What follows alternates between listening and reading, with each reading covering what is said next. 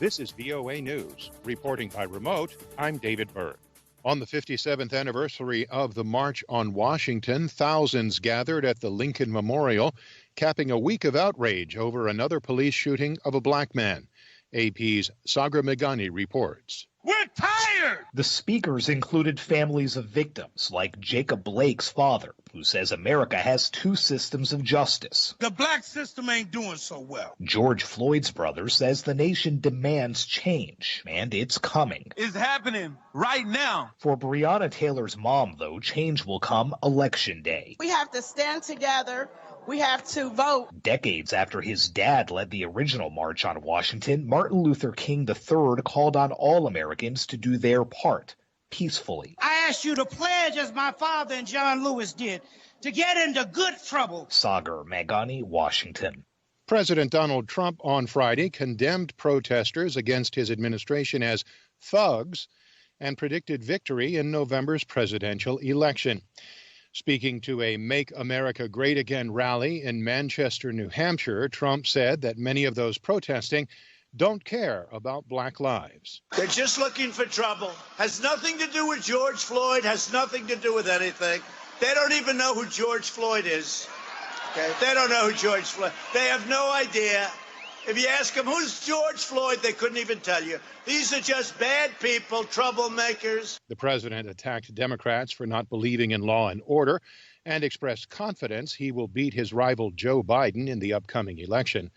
Trump's rally in New Hampshire on Friday evening came as he continues to flout coronavirus guidelines and launches an aggressive travel schedule headed into the fall campaign. You can find more on these stories and the rest of the day's news at voanews.com. This is VOA News. Japan's longest-serving Prime Minister Shinzo Abe intends to leave office because of declining health.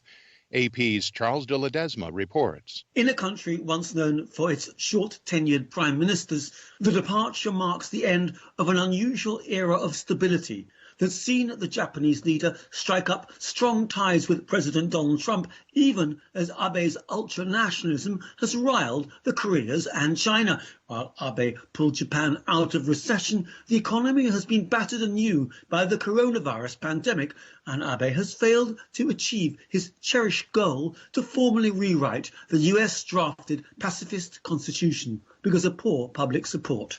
I'm Charles de Ledesma. German doctors treating Russian opposition leader Alexei Navalny for a suspected poisoning said Friday the dissident is still in an induced coma, but his condition is stable and his symptoms are improving.